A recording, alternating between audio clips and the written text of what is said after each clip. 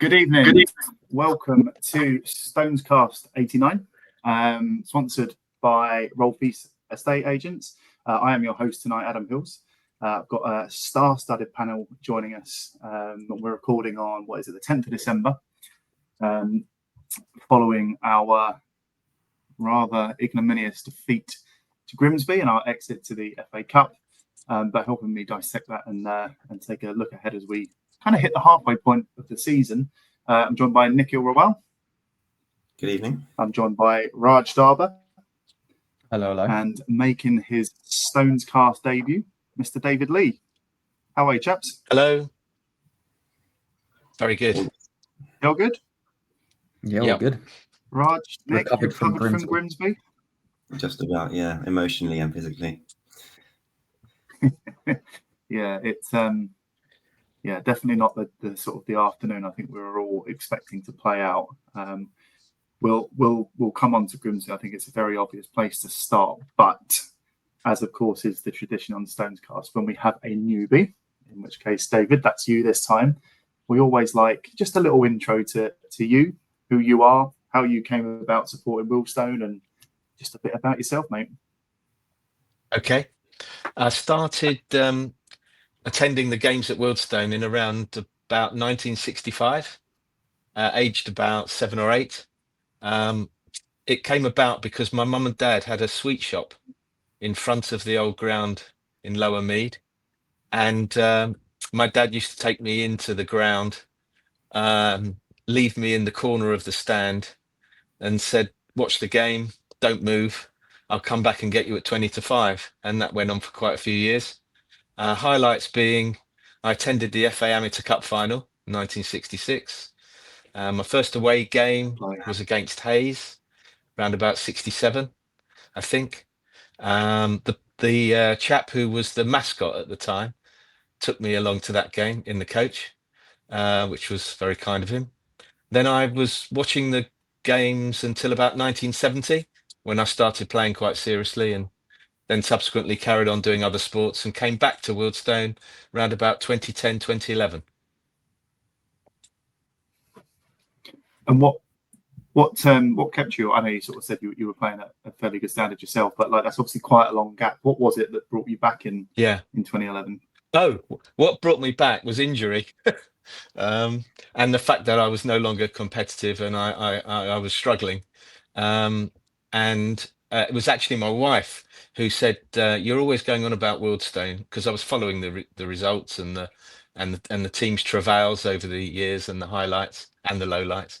My wife said, you're always going on about Wealdstone, you should go and watch them. So started around about that time, 2010, 2011, and have carried on ever since.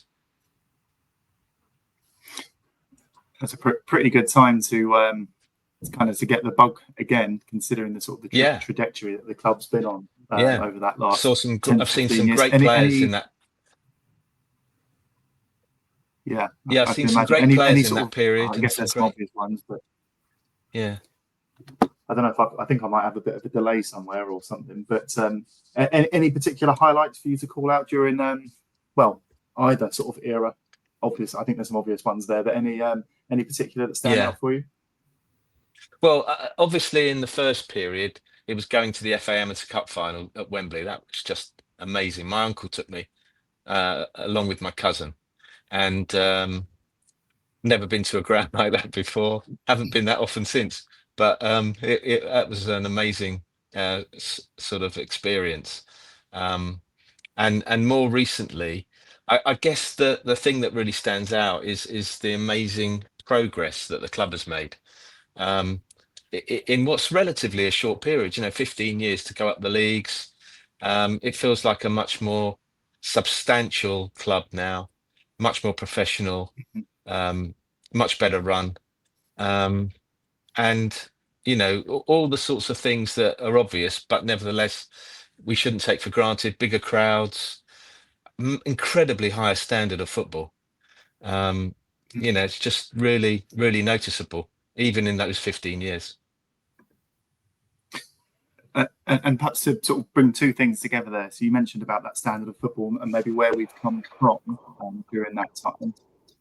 But am I right in thinking that you now reside in Kent, and that Oh, sort no. of brought on? No, There's an affection. There's a link here with Whitstable Town, right?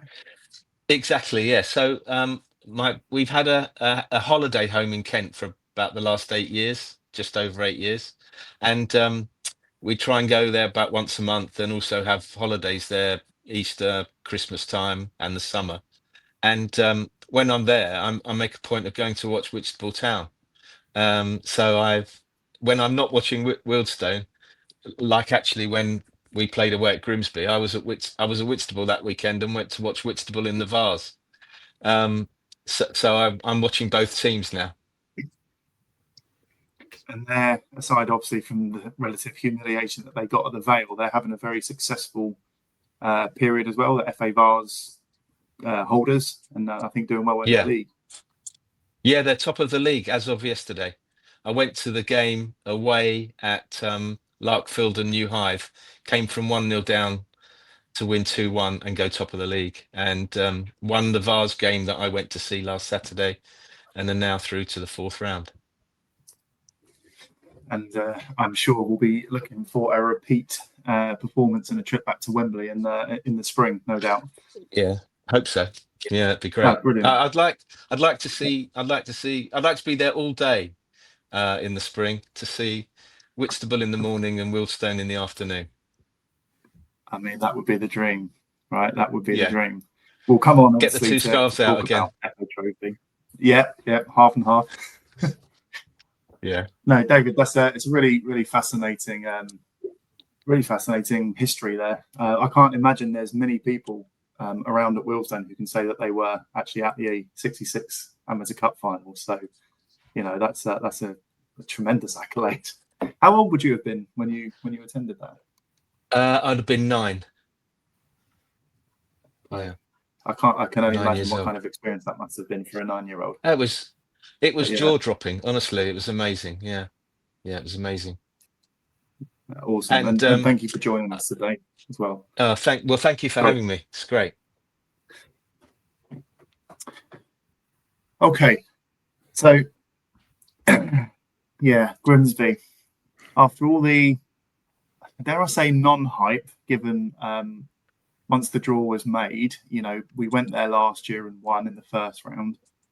I know that I'm not sure there was a single person I spoke to that was particularly enthused by the prospect of going back up there for the second round.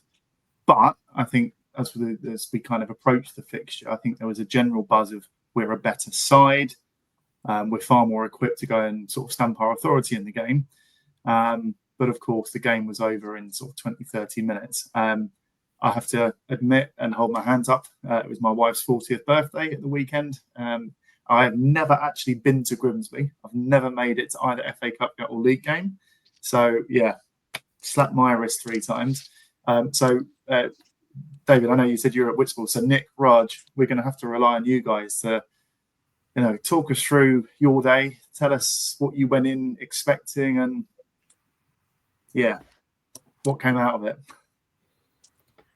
I think you summed it up pretty well. We kind of went through all the emotions, right? We started from being quite upset with the draw, I think was fair to say. I think most people either wanted what would be an easy path, maybe at home, or actually you wanted a more exciting away day. And I think we ended up with neither, given we played them a couple of times already. So I think going into it with a little expectation, I know you said we had a better side, but it was very much lightning's not going to strike twice for us, and we're not going to do it again. They're going to be looking for it. It was I'd say very nonchalant, or like not exciting to begin with, but slowly as it crept around and you started to see that the club was putting on 3 coaches, everyone by yourself, Hilsey, obviously, there was a lot of people in our group that were going, big numbers. And I think it got to a point through the week, it was all we were talking about. So right from the 7 a.m., 7:30 a.m. train or whatever it was, you could tell the anticipation was there, and slowly a bit of hope was creeping through. But that lasted about half an hour. didn't it? When it came to the game, I must say everything pre-game was amazing, but we looked like deer in headlights. I think we were over in 25 minutes with kind of no way of coming back. What were you going to say, Nick? It was over in 6 minutes off that first goal. Yeah. And like in terms of the actual game and the performance, obviously the manner of at least 2 of the goals that we conceded, I think really took the stuffing out of everyone. Did you, as the game progressed, did you at any point think that we were capable of getting back into the game? I think their talent showed, right? I think there was a step change in quality, but not enough to condone the kind of first 25 minutes we saw, right? I think we gave them too much time on the ball. We probably had a 5-minute spell where we kept possession, but at points it looked like a bit of a training game for them. They knocked it around well, and I think we'll hold our hands up, but we gave them way too much time on the ball, gave them space to play. Some of their goals, I can't remember which one of the 4 it was, but one just felt like a training ground move, a couple of one-touch passes coming in from the side. So I thought we were pretty dead and buried after 25 minutes. I might have to admit, or I will admit, that I didn't last very long in the ground. A few of us crept out circa half time. So, I didn't think there was much coming back. No, I mean, there were moments looking at the highlights where I thought Jack Cook in particular, perhaps it's the goal you're referring to, he just looked like he was getting dragged here, there and everywhere, and he was just treading water out of position, which is very unlike Jack Cook. And that's not singling him out, because obviously the team all round put in that display. Were you surprised, Nick, that given sort of the manner of the first half and given it's a cup game, that there weren't changes made at half time by Sam Cox? Yeah, naturally you'd have to think, given the score and you had to chase the game, there would have been some changes. It's also a case of, okay, guys, you got a point to prove, go out and had a bad half, now it's your time, it's on you, make a change first 10 minutes, show me what you've got, sort of thing. The 4th goal came pretty soon after, and then it was definitely game over. I think in terms of team selection, I think we were probably better suited. I think, obviously, I know he wasn't fit in the preceding weeks, but probably sticking Giorgio at left wing back and Enzo at right wing back would probably been a bit more secure in that sense.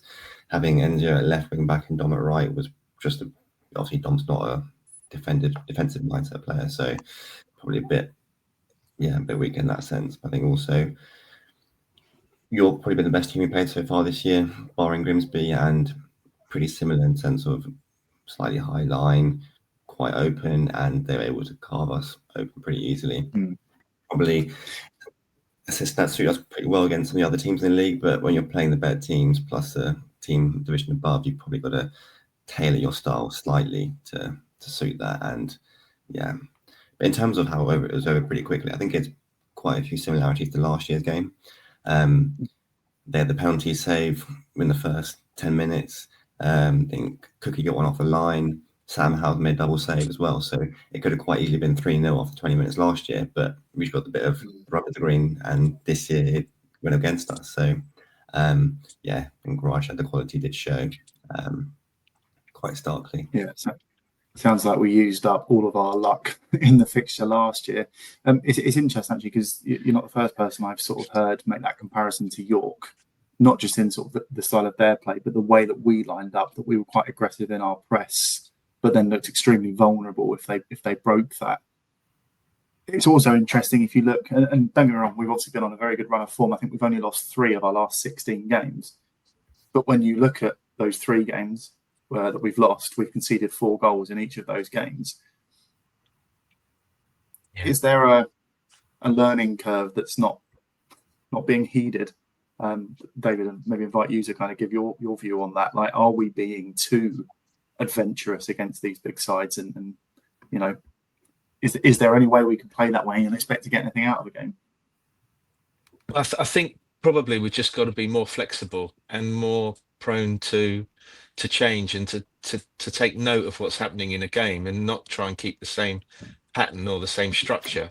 If we're getting overrun, we've got to probably just dig in for a good 10, 15, even 20 minutes and just withstand, whatever's coming. If you concede early at any level of football, it's an uphill battle. And I always feel if you concede early, you're almost more prone to concede again quite quickly. Whereas if you hold out for longer, then you've got a chance of growing into the game and competing on a more even basis. But it almost feels like in those situations we're behind the line, and to not change what we're doing, it's only going to really go one way.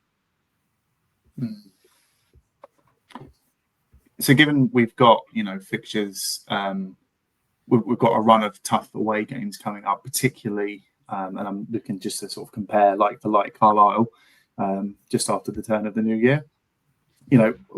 If you were Sam Cox, Raj, maybe I'll kind of start with you here. If you were Sam Cox going to Carlisle, given what you witnessed happen at York and at Grimsby, would you be changing things up? I'm not necessarily asking you to name your team as such, but is it a case of stick with it, we'll get there eventually, or is it bin it because that's a plan that just ain't going to work? Yeah, I think there are some similarities when we've come up against these better sides that can play through us or break through those lines. I think to Nick's point, maybe you would want to have the right players on the pitch to hold the ball and get us forward. I think sometimes we get stuck with kind of no outlets. I know Dom offers that on one wing. Maybe for some of these games, you need to play sack from the onset. I know there's some risks associated with that as well.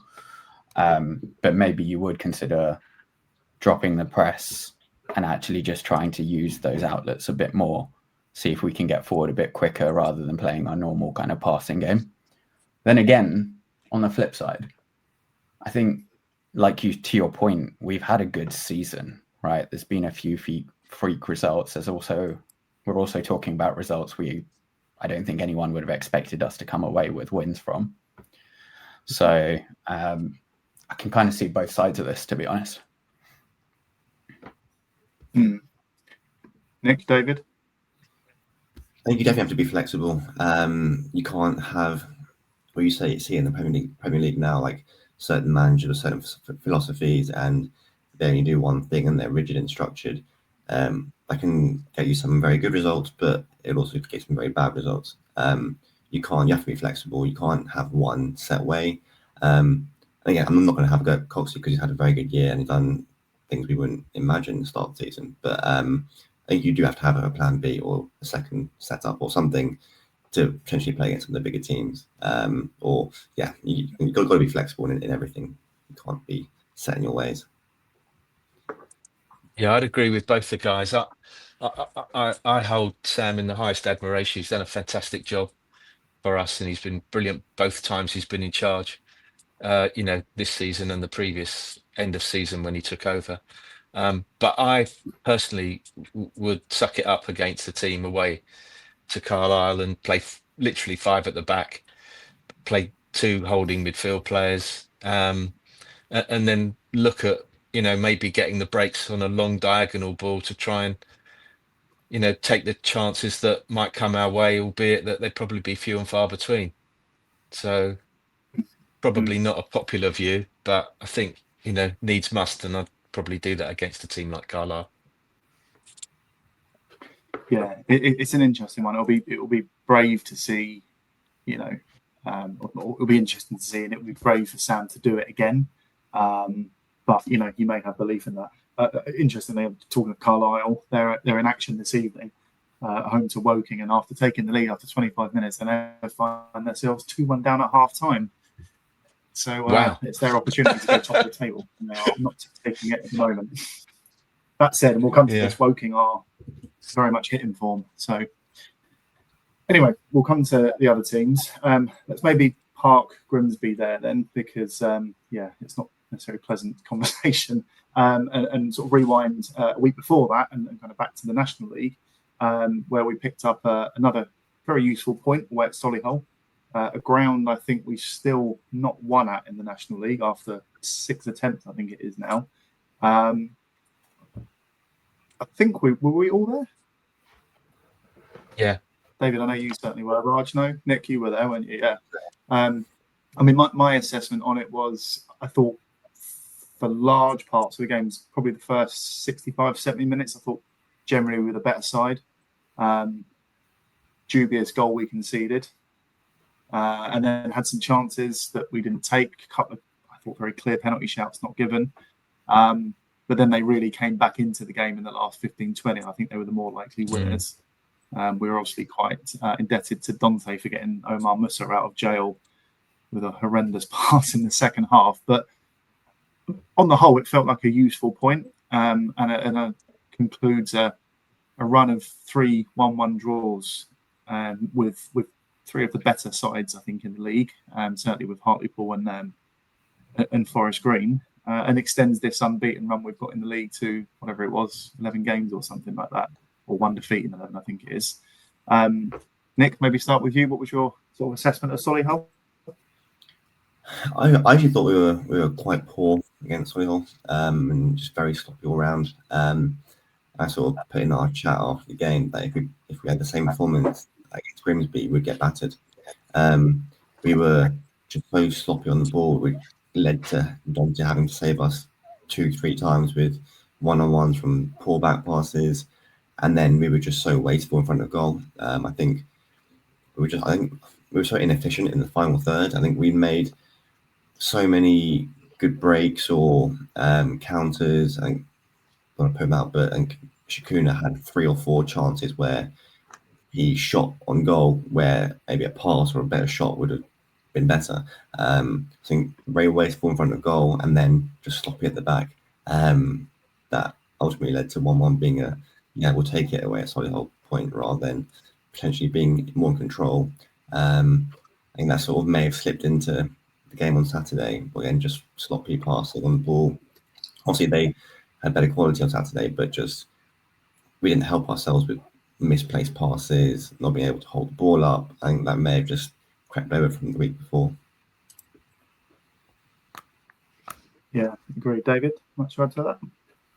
Yeah, I thought in the overview that the important thing was that we went behind to a really obviously offside goal.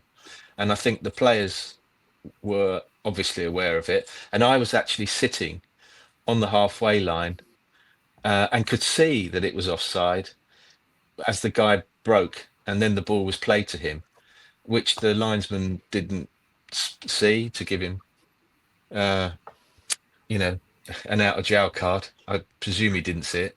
And then we didn't crumble. We came back, and I thought to equalise in that sort of situation spoke volumes for the character of the team and the positivity, even though in the overall execution of the game, we weren't doing it well. We weren't great. And those long balls out from the back, many of those were misplaced. So we were giving the possession away all the time. It just wasn't a game, that fell in favour of the way that we played. And Dante did get us out of trouble a couple of times. And he's having a great season, and he's a tremendous keeper, a great stopper. And thank goodness. But to come out with a point in that context and in that game, in the way that it went, I thought it was good for us.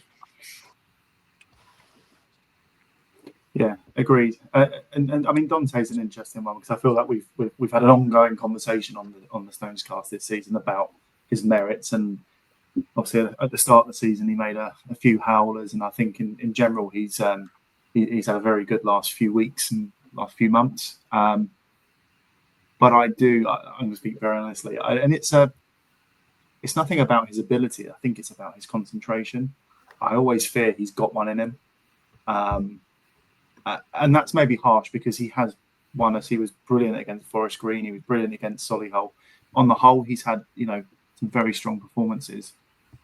But there is something that I think I'd keep him, and it's good that he's our keeper.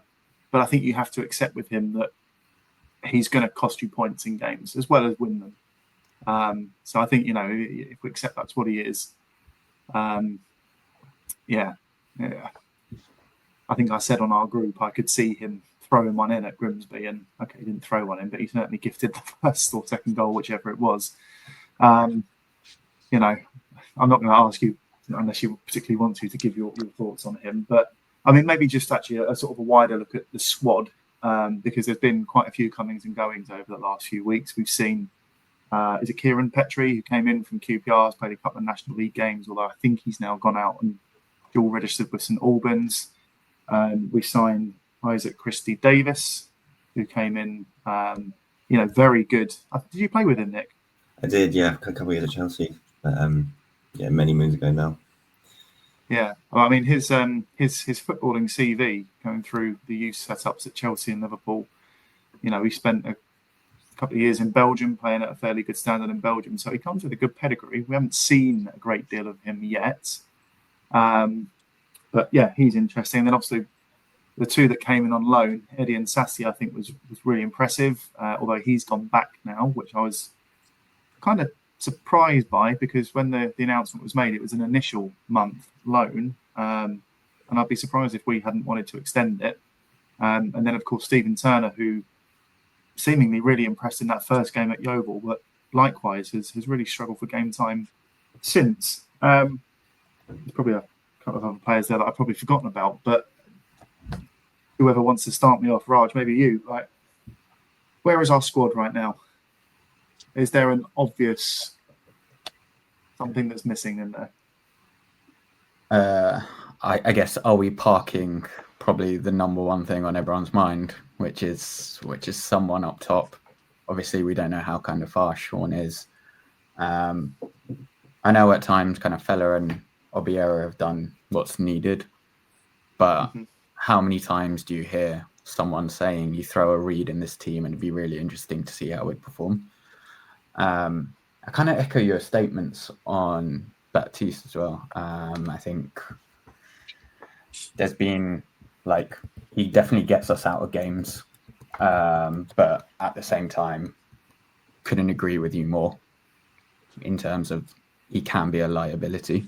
But I think given what he's done for us in these important one-on-one, especially his shot stopping, right? That's where he really shines and keeping us in games. Can't fault that. Yeah, and I do think keepers get a bit more stick, considering we've been so lucky. Maybe we call it lucky, maybe we call it really good recruitment with the loan market in recent years. So I do think we're probably used to having a League Two, but almost even a League One goalkeeper at times. But I think I was kind of thinking about this. I feel a lot better about our squad than I have in a long while. You look at kind of players you want to see going forward. You've got Dom, who's proven me wrong. I'll be the first to admit it. I think he's probably turned a lot of his critics around the way he's played this season, a bit of loss. Sack really surprised me, picking someone out of the kind of baller league or from the lower leagues. He's really surprised me that he's been able to show some talent at the National League level. Shakuna there as well. And then a relatively strong centre midfield as well, starting to get a bit more comfortable with kind of whether it's Musa and Kaji or whoever it might be. So I think the obvious gaps in the squad are almost blaringly obvious, but I feel like we've got a good amount of depth, whether it comes from the midfield or kind of even in defence now. I think when Cook was out, we saw we didn't really struggle. Maybe in yesteryears we would have a bit more. Probably a testament to people like Woodman and the other, and even Chinedu at the time. Mm-hmm. David? Yeah, just picking up on what you said, Raj, I totally agree with you about striker. I think that's the number one necessity above all else. And that's not to take anything away from Fella and Mika, because I often watch Mika and he absolutely fantastic level of energy, and he'll play any position, for the team, and he runs and runs and runs, and even in a game I've seen he starts off up front and then he'll drop into a sort of number 10 role. He'll play anywhere or do anything, but it's a bit like trying to fit a square peg into a round hole, because he's not a centre forward, he's not a focal point. If we had a focal point, I think it would make so much difference. and especially as an outlet, someone who could either receive the ball with his back to goal, hold the ball up, wait for people to get close to him, or run on into a channel onto a ball. And I think that's what we desperately need above everything else. And I think, especially in the context of, you think of some of the other players that we've got, and they're having stonking seasons. I think Dion's been brilliant this season, especially when you think of where he's come from and that terrible game at Aldershot where none of us wanted to be there. That wind and rain, and that was, a low point for him. But he's been absolutely solid and a real rock, and really competitive against any striker that's been up against him. I think he's been great. So I would focus on getting a striker somehow. Yeah, it's interesting because I feel the last few casts we've spoken very, very positively about Nico Obiero, and I agree. I actually think he's continuing to keep a very high level. I thought I actually think he holds the ball up really, really well. He's got an incredible leap on him, and I agree. I don't think he is an out and out forward. He needs to play with another forward like this Obiero with Reed. I think would work so well. But I agree, he's not the focal point forward.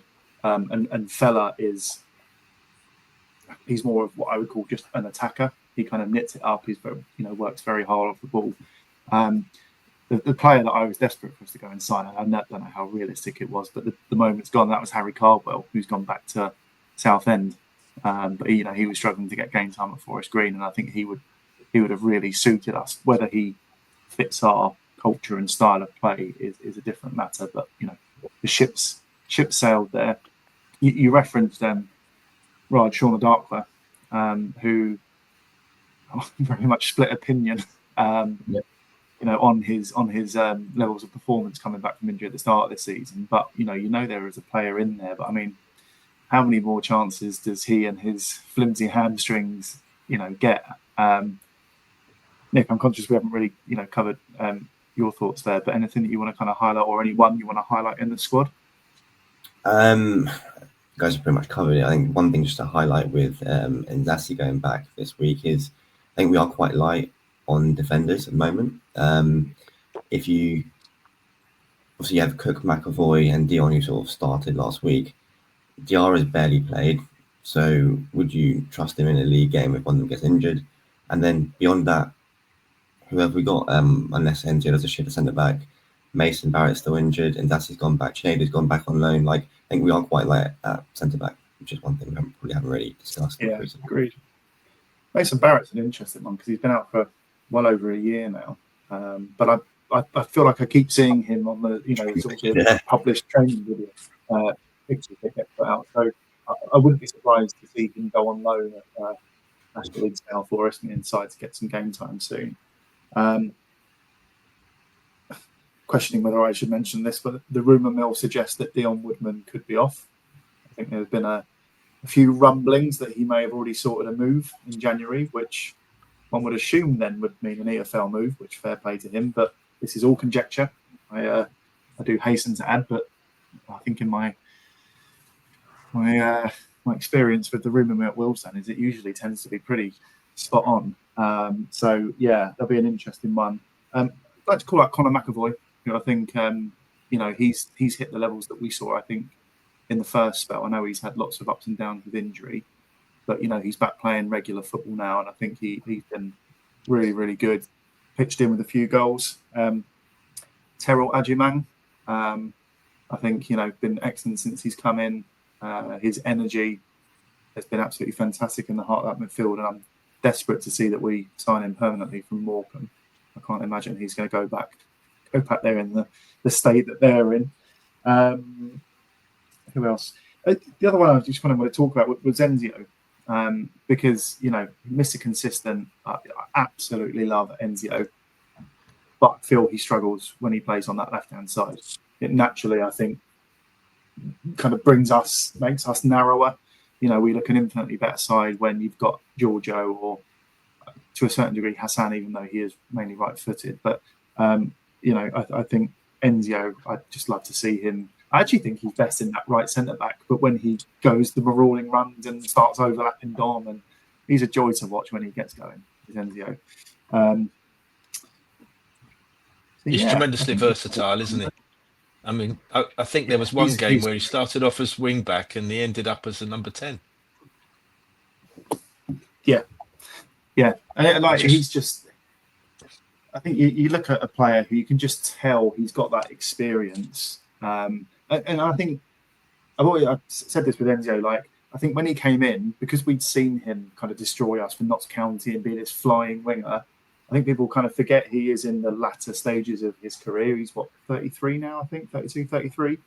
And the fact that he's kind of evolved his game, but he rarely puts a foot wrong. Like, I think maybe people would judge him and expect him to be scoring goals and setting up goals all here, left and centre. But like, he just, for me, he's a 7, 8 out of 10 every week. He does everything right. You know, he is absolutely indispensable to this squad. Yeah. Okay. Let's maybe then park the squad there. I can't remember as well. Were we supposed to have covered the National League Cup? No, we did that last time, but we've gone out. We needed Boreham Wood to lose by 4 goals against Wolves. They won by 4 goals against Wolves. So our National League Cup campaign comes to an end again, although 3 wins out of 4 is fairly good effort and a bit of prize money to be picked up there. The other thing I kind of wanted to just sort of kind of talk through is we've obviously got to the point of the season now. Teams played pretty much 22 games, so we're pretty much at the halfway point of the season.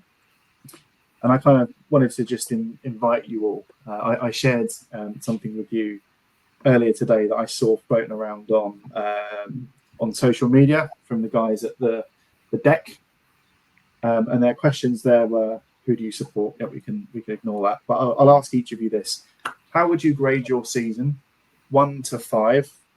1 being woeful, 5 being outstanding. Who's been our best player? Who's our unsung hero?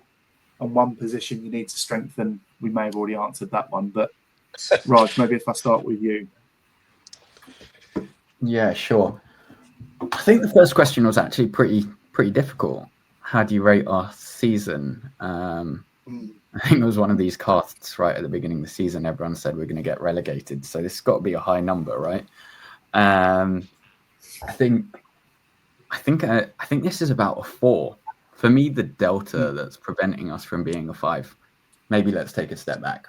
I think just look at the league table and what kind of noise was floating around when Sam Cox was appointed. I think gives us all the signal to show how well we're doing at the moment. For me, obviously, you probably don't want to give a 5, but I think the delta at the moment is there's enough games that probably spring to mind where we could have done better. I'm thinking of like the Morecambes, the Bostons, the ones that were a bit frustrating. I'm going to completely park how we played at York, park the Grimsby game, because I think we were going into them with very little expectation. But there's still something missing. Maybe Solihull's a good example. To be honest, I think that was 2 bad sides. I think it was there for the taking. I tend to agree, yeah. And I think that's probably the delta for us actually just saying, wow, we're having an amazing season, which we're having a very, very good season. Let's be real. Yeah, I agree.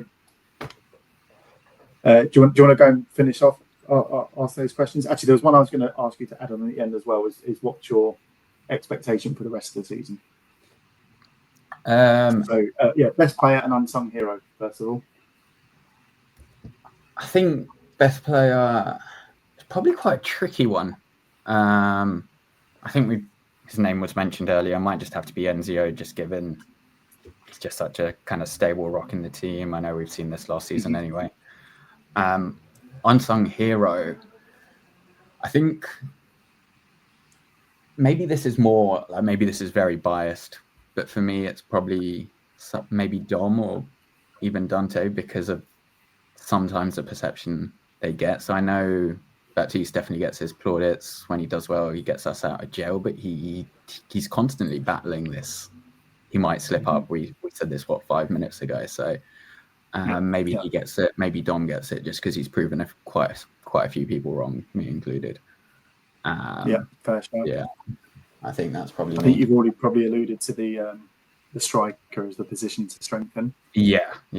I think we can't ask for anything else at the moment. Okay, and then just that last question then. So, kind of, what's your expectation for the second half of the season? What would, maybe not necessarily what would turn that 4 into a 5, but what do you realistically hope to see in the next sort of 4 or 5 months? I think it's a trophy run. Look, if we get through the Christmas period, that in the way we're playing or the way we expect to, a couple of wins, I think that puts us in a very safe position. There's not going to be a relegation scrap at the end of the season. We're going to end up in this mid-table mixing bowl. So I think that kind of peters out. So I think, yeah, we want to kind of finish top half there or thereabouts. But I don't think there's going to be much in it whether we finish 12th or 14th. So I think the big thing would be a nice trophy run. Maybe we get our big day out at Wembley. I hear. Nick, I'll come to you next. So, same questions. How would you grade your season 1 to 5? Yes, I'd go for 4 as well. It would have been a 5 if we'd beaten Grimsby. I think just because of the expectations at the start of the season being so low, and mine as well. I thought we'd worked so hard with previous management teams, then have to reset again in the summer. Obviously, the natural churn of the squad, I was just my very low expectations, and then just the job Coxey's done has been incredible. To be just below the playoffs for not even just the start, but now to halfway through, just sort of shown testament to the work he's done. Had we been Grimsby, it would have been a 5 for sure for me. Player this season so far would definitely be Enzio. Just consistency, as you said, doesn't put a foot wrong. We've already given him his plaudits today. Unsung hero, I probably want to go with Conor McAvoy.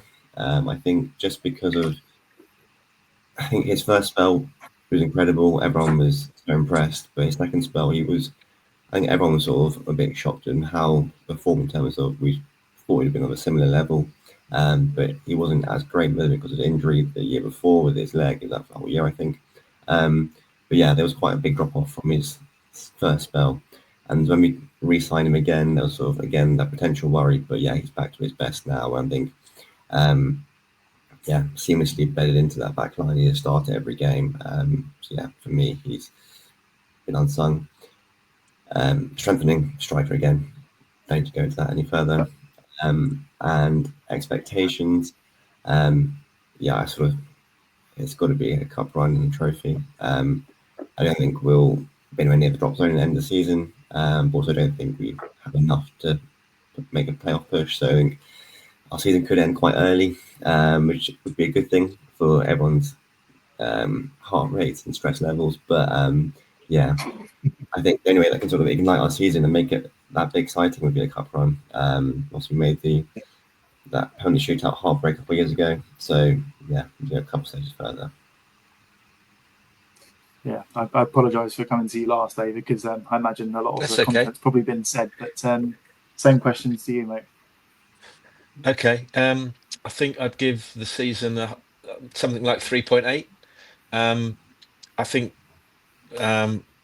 it's well above my expectations. Every article online that I read tipped us for relegation, and I think when you take the situation in overview, including the way that Sam communicates, how he's galvanized the fans, he seems to have all the players on side all the time, despite the changes, despite the fact that not everyone can play every week. I would say it's been great so far this season, and much beyond my expectations. I think we've got to cut out the shellackings. The 4-0s have got to go, but I think it's just been tremendous.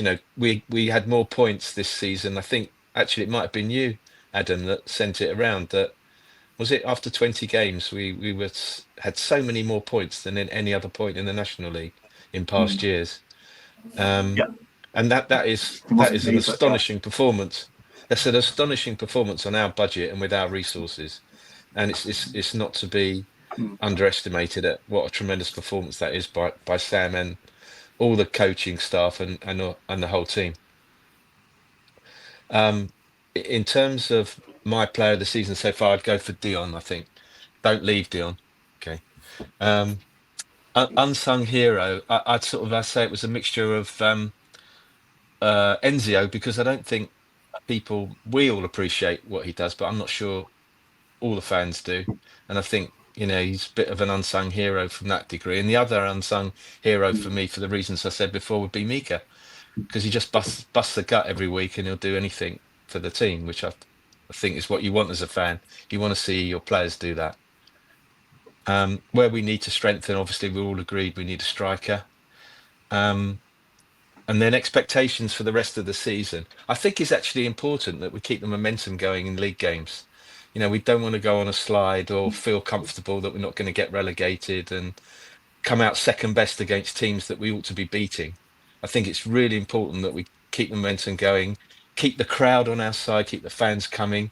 And I agree with the guys that, a run in the trophy would be absolutely splendid. It'd be magnificent to get to Wembley. Be dream come true. It'd be wonderful.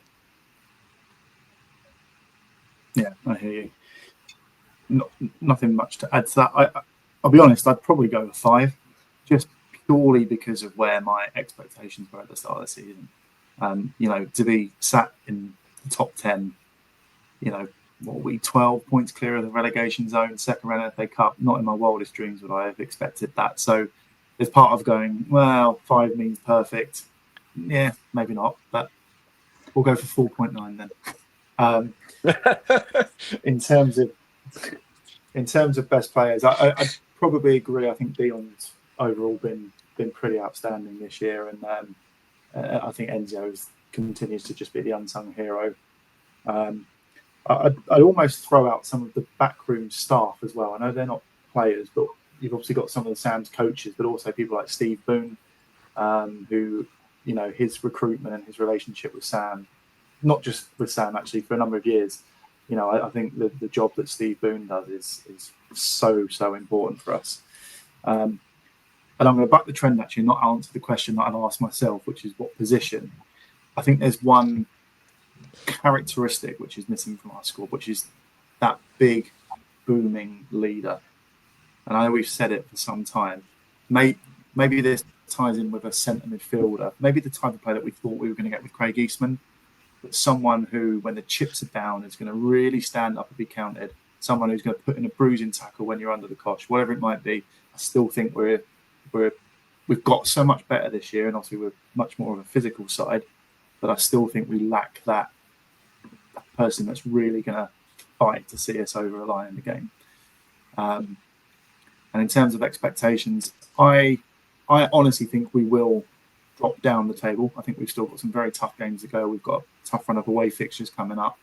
And I'm totally okay with that. I would totally take finishing 16th, 17th if we get our day out of Wembley.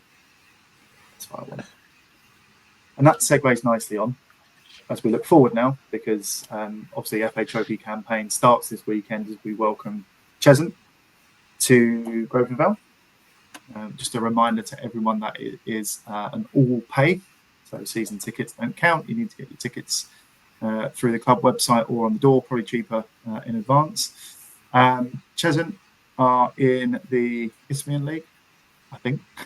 Pretty sure they are. Yeah, just checking. 16th in the Isthmian Premier, 2 leagues below us. Not having a great season, only won 5 times, but do actually have a plus goal difference despite being 16th. I'm not going to sort of say what you're expecting, because I'm sure nothing other than progress to the next round. But we've already put away a side, Whitstable, obviously, who are 4 leagues below us quite comfortably. How would you approach? That's maybe the question. David, maybe I'll start with you.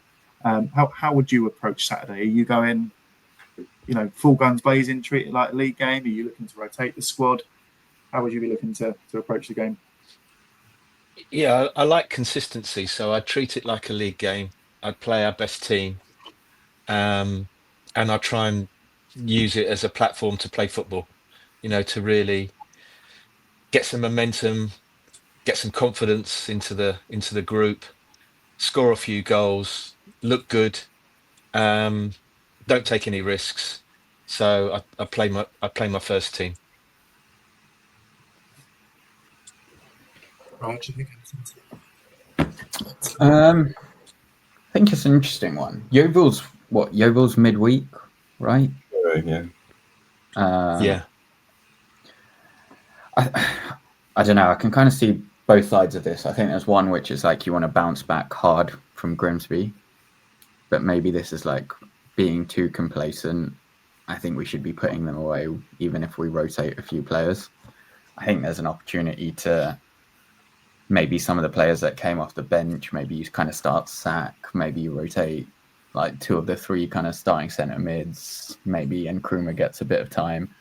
I think there's an opportunity to play around. I think you'd still want to leave some of your bigger hitters on the bench, but I think I'd be way more willing to take a bit of a gamble, take opportunity of that. You said there's a couple of tricky games coming up. It's a game we should be winning pretty comfortably. Yeah. Nick, anything from you? I think that the Truro game on Tuesday is a must-win. So I would be cautious of putting the full-strength team out. You've got to save some legs for that, especially with the travel on the day as well. I'm sure the day before could be, but I think that would take a lot out on the senior guys as well. So I think we're good enough to beat them with a heavy rotated side. So I wouldn't be against that. But I think, yeah, we're playing midweek weekend for the next couple of weeks. I think it's definitely a good opportunity for some of the guys who haven't played as much to play.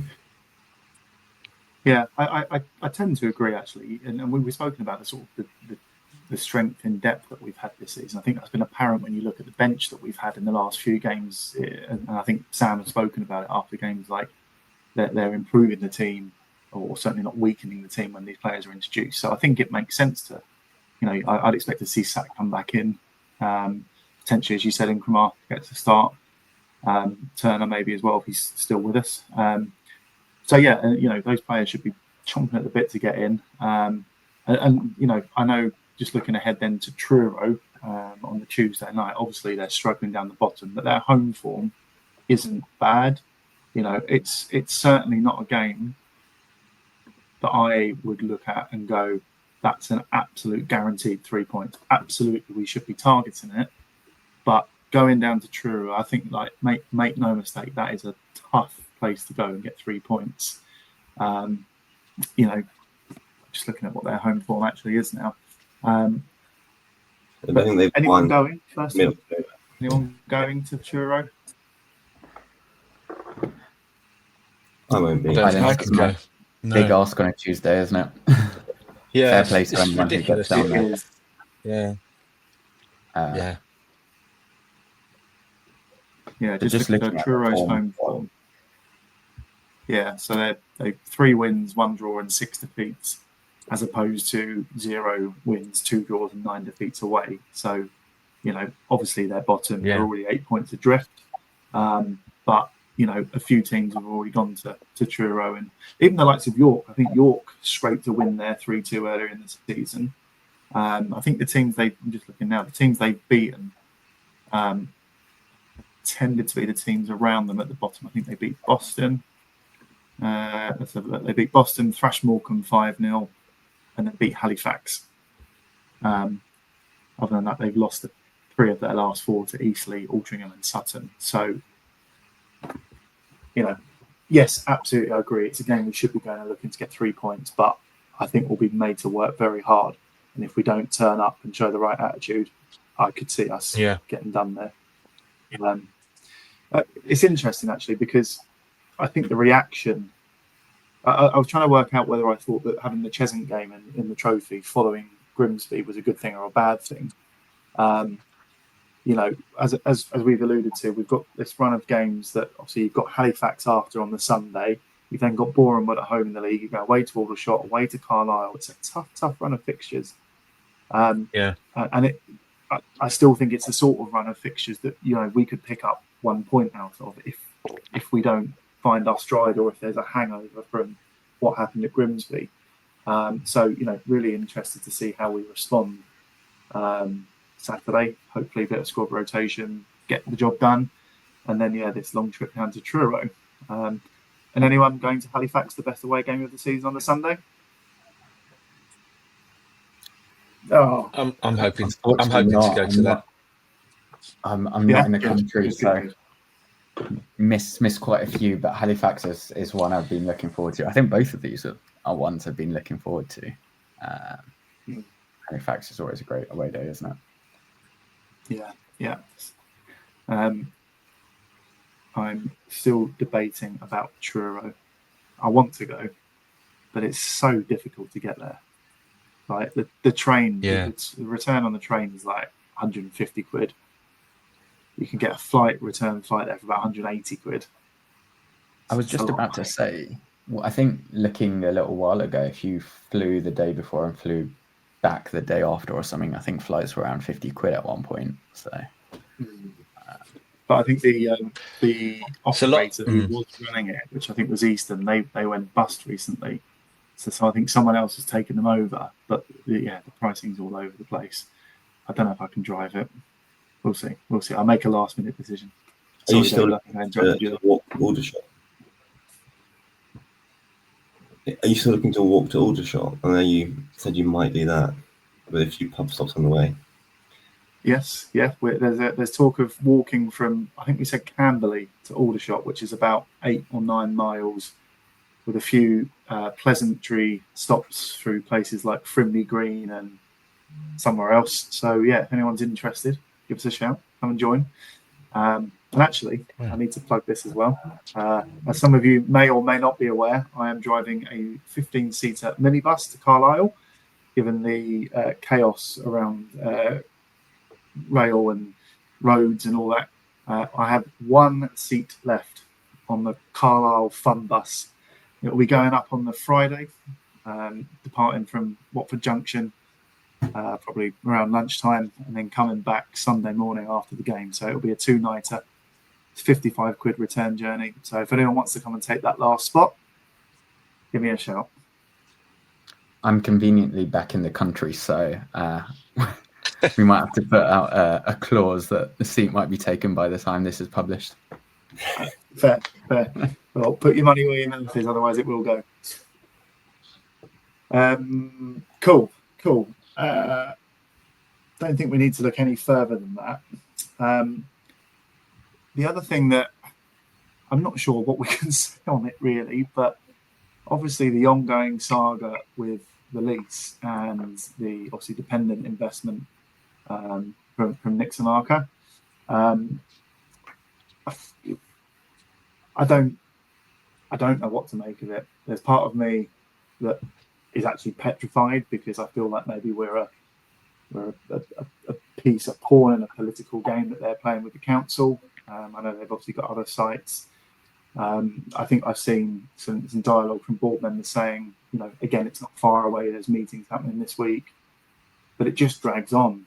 And it's hard not to kind of hear the alarm bells ring a little bit. But let me just invite from any of you, really, if you've got any particular thoughts or pearls of wisdom about how we get it across the line.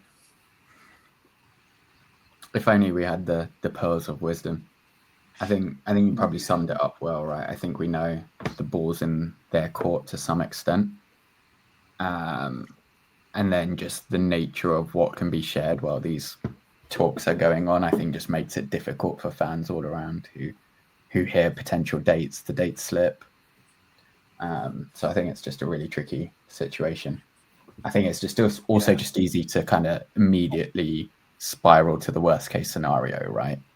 Whereas actually those in the know might be quite confident that it's going to be over the line in the next week or the next few weeks or whatever, and it's actually quite comfortable. But it just puts everyone in a bit of a uneasy situation, no doubt. Yeah, it might be stating the obvious, but it seemed to me from reading the last message that came out from the board that it was all in the hands of the landlord and they were messing us about. That's how I sort of interpreted the message. And when that's the situation, there's not much you can do, because you can't force the other people to behave properly or helpfully or collaboratively if that's not their strategy. So it's really difficult. You feel like you're a bit hamstrung. Yeah, I think they were talking along the lines of like some wording in the clauses that needed to be changed and altered, but you just don't know, is that a delaying tactic? Is it just kicking the can further down the road? And whilst obviously Nick's seems committed, you just wonder how long he will hold on for. Fingers crossed it never gets to that. But I think, Raj, you're quite right. I think there is a degree. I know I can be guilty of it, of being, I think the word that Darren Linden has used before is being sort of fatalistic and catastrophic with some of our thinking sometimes. But when the club's gone through the journey it's done and where it stands at the moment on the precipice of something really exciting, it's hard sometimes not to get, too sort of distracted and going down those routes of all those horrible possibilities. But, fingers crossed, we'll take I think it was Quentin Fox that provided the update this week, that, hopefully it's not far away, and fingers crossed that we can raise a glass at Christmas and sort of cheers it over the line. I think like there is a power imbalance, right, with these kind of relationships, right? So it's almost down to them sometimes with some of these terms. It's only natural to think about. Nick's obviously super invested, but there are kind of other clubs at our level, plenty in London. So yeah, it's just a tricky situation. But echo your thoughts. Be great to get some good news. I think he's done his homework. Like he's invested in us. I don't think the delay's going to affect him that much. But because obviously he's done so many meet the speeches that I think he certainly invested in us time-wise as well. So I don't think the delays are going to deter him that much. But it needs to get done soon enough.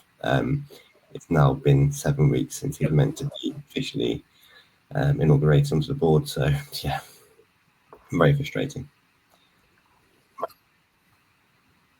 Yeah, absolutely. Okay, I think we've covered most of the sort of the main bulk of the agenda. Just wanted to call out again that Wealdstone, this podcast was nominated for the Non-League Bible Awards Podcast of the Year. I believe voting is still open. We'll add the link in the description to this video. If you're listening on Spotify, then go to the Non-League Bible website and click on awards. I know at this point it becomes a popularity contest, one that will probably lose against the likes of York City and Scunthorpe and what have you. But just getting the nomination was and the recognition was pretty cool. So thank you as always to our sponsors and our listeners. And if you haven't already voted for that, and Wealdstone's programme has been nominated for Programme of the Year, please do go and give us a little bit of support. Just a very quick glance around the rest of the National League, and maybe just let's keep this short and sweet. But obviously at the top of the table, obviously Boreham Wood, I think, continue to be the surprise package, and maybe I was expecting maybe they drop away, but they're still clinging on. Carlisle, as I look at it, are still losing at home to Woking, which would mean that they played, like Forest Green, 3 games more than Rochdale on the same amount of points. Ball very much in Rochdale's court. But then, of course, there's the matter of Mr. Maynard, who won the November Manager of the Month. I think 6 wins and 26 goals York picked up. So he's got them ticking. So I'm going to ask you boys the question of that top probably 5 now. Who's going to win the National League? York for me. I think it took a bit of early season, I don't say struggles, but a few results for York. But I think now they sort of certainly found their feet. Start to click. I think just that record from November itself speaks for itself. And they're not winning games 1-0, 2-0. They're scoring 4 goals in a lot of games.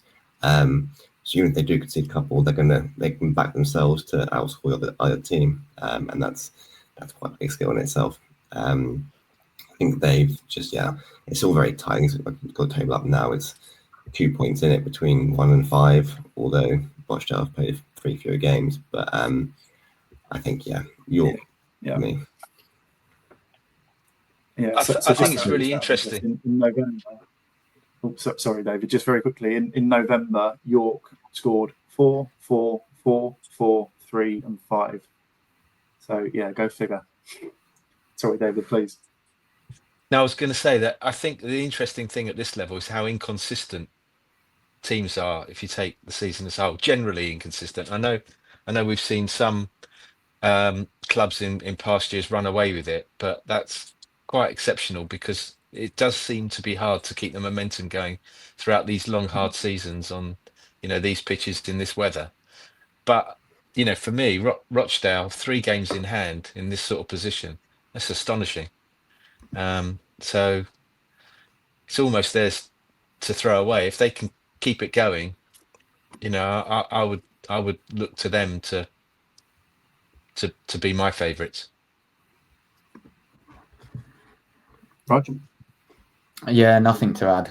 I think I'm in the York camp, but whether it's York, Rochdale, I think even like Robbie Savage will just continue to provide entertainment. So it'll be an interesting to see what the top of the table looks like in Jan. There's so many games left, aren't there? think, there's so many games left. It can change so many times. Yeah, I do. I agree. I think York will get there. I do think Rochdale, given their position, but I think the fact they've got those games in hand, that links obviously to the fact that their pitch and they had a game abandoned again at the weekend, and they've obviously made an announcement that they're doing this massive pitch renovation mid-season, and they're playing, I think, their next 2 home games at Accrington Stanley. And for me, it's that's going to scupper them, because I would be absolutely astonished if they managed to do that pitch renovation in just 2 games, or only miss 2 games away from their normal ground. So Rochdale, I think, are possibly as good as York and could run them very close. But I think these issues with their pitch will come back to bite them. So yeah, it's York for me. Forest Green probably to follow them home. And then bottom, or actually just more of a, I think we all agree that Truro are going to go. I think we all agree that Wealdstone are going to win the FA Trophy. So who else is going to join? Who else is going to join Truro in the drop down to the regional national leagues? You've got Aldershot, Morecambe, Gateshead, Braintree, Brackley. They're probably the 5 or 6 who are certainly a little bit cut adrift at the moment. I'm saying that Brackley are only 1 win away from sort of getting mid-table. But who else do you think is going to go with them? I think Morecambe are probably certain, given the difficulties they've had this year and the struggles. They somehow managed to beat us. But yeah, I think the whole situation around the club is going to catch up with them this year, and I think they're just going to they'll be 1 down for sure. Mm-hmm. Yeah, and obviously Truro struggling down there. Just looking at Brackley's form. Go for it, Hilsey. Sorry, Raj. I was going to say, I still, even though they came to us and bossed us at our place, I still think Braintree will go. And I'd agree with Morecambe if they even finish the season, because there's rumblings again about, directors resigning and stuff. So I think, Morecambe and Braintree will join Truro. So then it's one of Aldershot, Gateshead, Brackley. Go on, Raj. Now, I was just looking at the form table. Obviously, Brackley and Gateshead haven't won in 5. I think it's probably a big kind of Christmas period for the teams you're mentioning here to see who kind of scrambles out of this. Mm. Yeah. Yeah, Gateshead are a weird one because they've only got one home win all season. Madness. Sorry, I cut someone off again there. Who was that? Yeah, I was just going to say, I agree that I think Morecambe and Truro are the most likely to go first, and then it's 2 out of about 4 or 5 or 6, depending. But there's still time for someone to get dragged back into it. Sutton were in a lot of trouble not that long ago and got out of it, in the same way that someone who looks out of it at the moment could get dragged into it. So I think there's still plenty of time for the inconsistencies in this league to sort of come to the fore and potentially affect somebody else that we haven't thought of.